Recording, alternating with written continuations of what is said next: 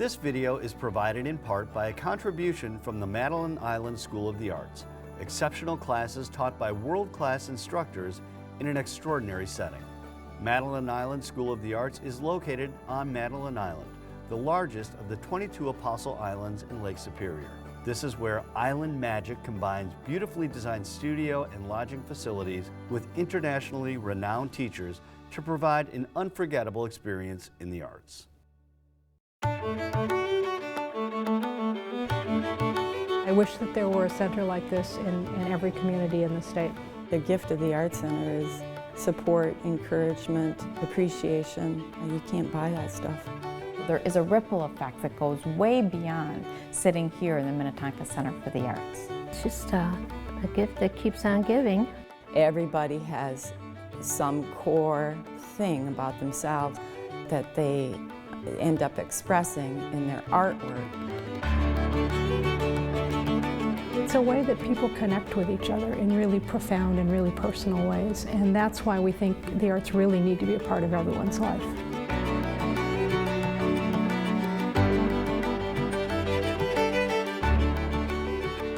When discretionary spending was cut just everywhere, the one place that continued to shine were the arts. And the reason for that is our Minnesota community.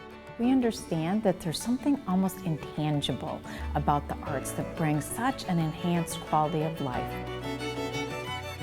Research has shown forever that when kids are exposed to art at a young age, their ability to think creatively, to think innovatively is enhanced. Because of the increase in public funding that's available from the Legacy Fund, art programs and activities are happening in many places that they weren't happening before. It's not about just keeping its quiet little secret in this community, but being able to bring the magic of this community to the rest of the broader community in Minnesota. The economic impact of all of the arts activities is more than $1 billion a year in Minnesota. It's a significant industry. A place like the Minnetonka Center for the Arts that employs artists, that sells the work of artists, is part of that industry and helps fuel that industry. They have contributed by employing over 100 different local artists to be teachers, and not just in the Minnetonka Center for the Arts, but to go out into the broader community and to share their expertise and their talent. And so when they do that, they're actually contributing to the economic engine of our state. I think one of the strengths of the Minnetonka Center for the Arts is that it's an organization that has been part of the community for more than 60 years.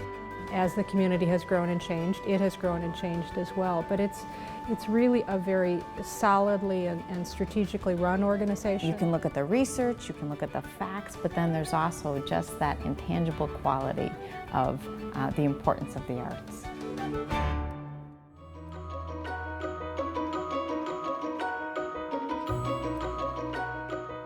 One of the tenets that we built the whole building around was that art should be limitless. I mean, art is limitless. Giving them all the various, the facilities literally to make art. Space that was truly dedicated to the production of art. We have the ability to display pieces in this room, for instance, that are 16 feet tall and can weigh a couple thousand pounds. The space lends itself really well, I think, to a variety of scales and mediums, which was, I think, really important, and an open invitation to the artist. Don't be limited by the space. Let your mind go freely and see what you can come up with. A very freeing thing when we moved into this space. It kind of like opened up everybody's mind. One of the things this building has done for us is that it has broadened and deepened the spectrum of ability that we have represented within these walls. This space and the quality of the studios has made a home for even the most advanced professional artists. And I think it becomes the most public and overt example of what they do as an organization at the Art Center.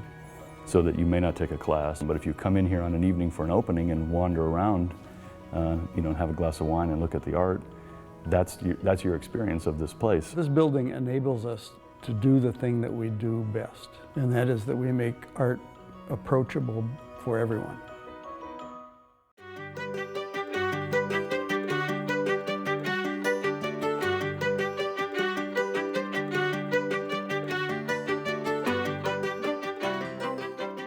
The essence of our mission is visual arts education, and that takes a number of different forms. The primary form being our studio arts classes. We also have a very well-developed and successful exhibition program.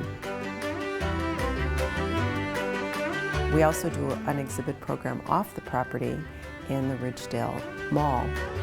Another program that is very popular and that we've been doing now for more than 20 years is our Summer Arts Camp program for kids.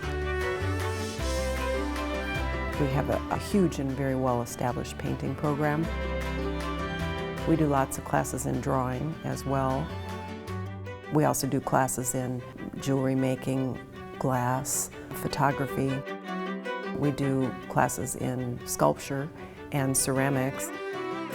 This is the epicenter of what's happening in sculpture in the Twin Cities because it's the only community arts center foundry in a 5-state area.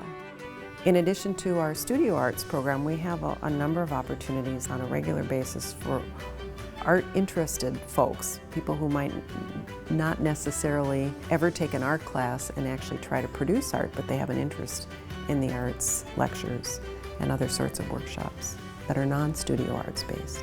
I have students that drive 2 and 3 hours to get to class because this is such a special place.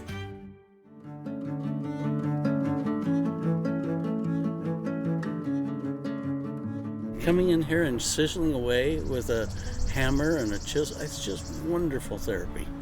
I'm just thinking, why didn't I try this a long time ago? I don't think I'm the best painter by any means, but it's a great joy. It's just such a great place to come and just meet people and share other people's art and learn from everybody. To learn how to be an artist takes some exposure to working artists, and that's what you get here at the Art Center. If I give a lesson, seeing what students do with it, you know, I just show them what to do and then I get out of the way and off they go. Learning something like weaving is something so different in my life. I never did anything like that before. She made it feel like you could do it. I've seen many examples over the years of people who have had a lot of anxiety and trepidation about taking that first step and enrolling in a class, and then a very short time afterwards are successful enough to produce work that'll make a show. There's just such a sense of welcoming, and it just builds your confidence. I remember walked in there and I was nervous and I didn't know if I was going to be able to keep up with everybody, and I started just sharpening up old skills and allowed me to get back into fine art and pursue a fine art career.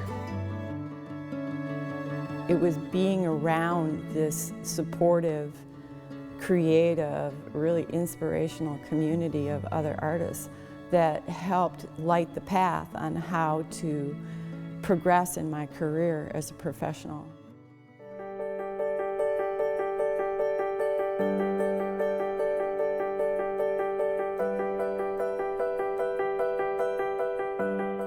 On an annual basis, we have an average of 10,000 to 12,000 participants in our programs, both on and off the property.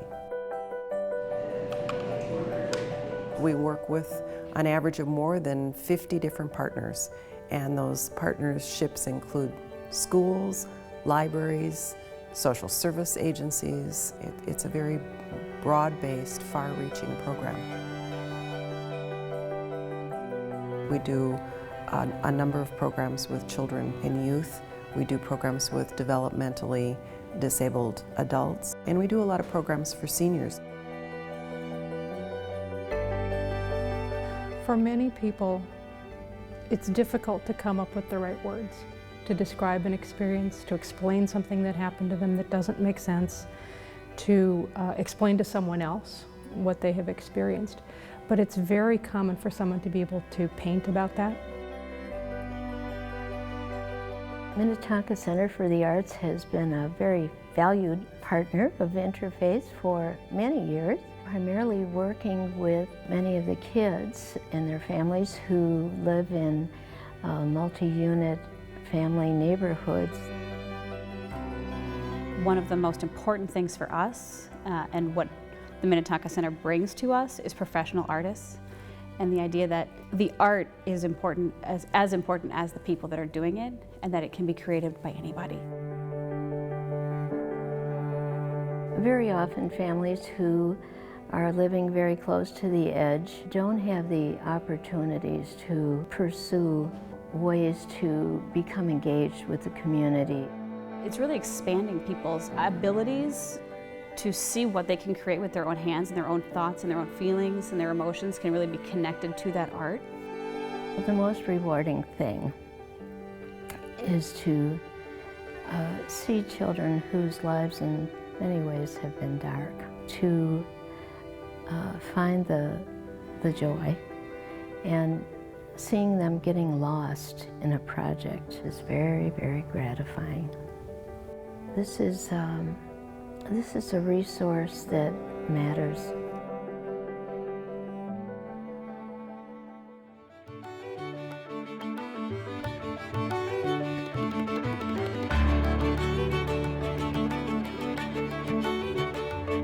This organization wouldn't exist but for the community. We are extremely blessed that we live in a place, this wonderful state of Minnesota, where as a culture we're very arts-minded and appreciative of the value that arts and culture bring to our daily lives. It's really up to the community to decide, are we going to make sure this is viable? Can this thrive? And the only way that happens is for people in the community to come together to invest in a place like Minnetonka Center for the Arts. Art is a manifestation of your spirit, I think. I think it really reflects the essence of who you are and what you value and what's important.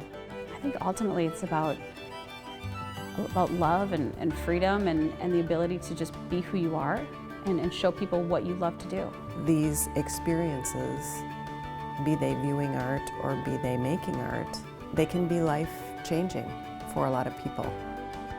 The Minnetonka Center for the Arts really believes in the central role that the arts play in our lives. We believe that all people of all ages, all abilities, all backgrounds should have a chance to be involved in the arts in some way, in whatever way they're interested in doing it.